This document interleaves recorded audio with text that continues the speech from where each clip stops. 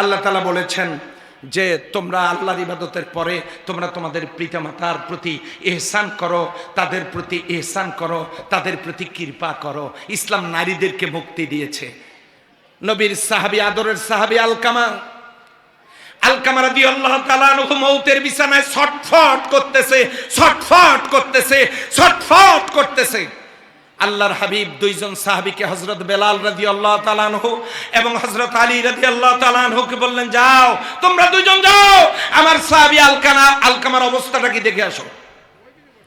দুইজন সাহাবী গিয়ে সেখানে দেখলেন আলকামার অবস্থা খুবই খারাপ।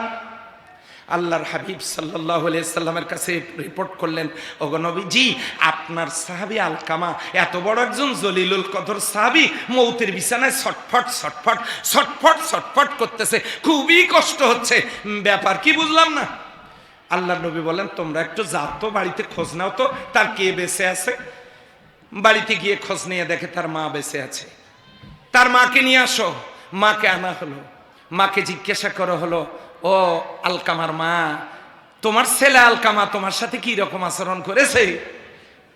তখন আলকামার মা বলতেছে, ওগো নবী আল্লাহ, এই আলকামা তার বউকে যতটা প্রাধান্য দিত সেই তুলনায় আমাকে প্রায়োরিটি দিত না, আমাকে প্রাধান্য দিত না।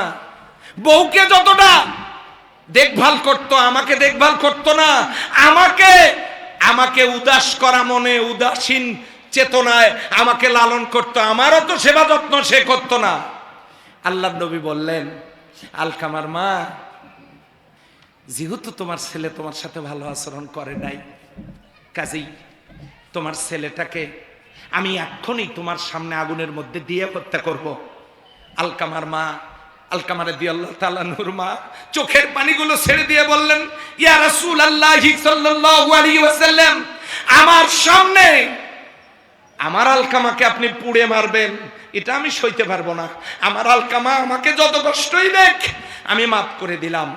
যেই না এই কথা উনি বলেছেন, আল্লাহর হাবিব বললেন, এবারে দৌড় দাও, দেখো আলকামার এখন কি অবস্থা।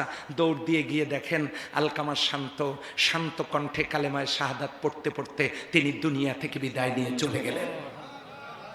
আপনি মউতের বিছানায় ভালো ঈমানের মউত এবং আরামের মউত আপনি যদি কপালে জুটুক এটা চান, অবশ্যই পিতামাতার খেদমত, পিতামাতার সেবা, পিতামাতার সম্মান আপনাকে করতে হবে।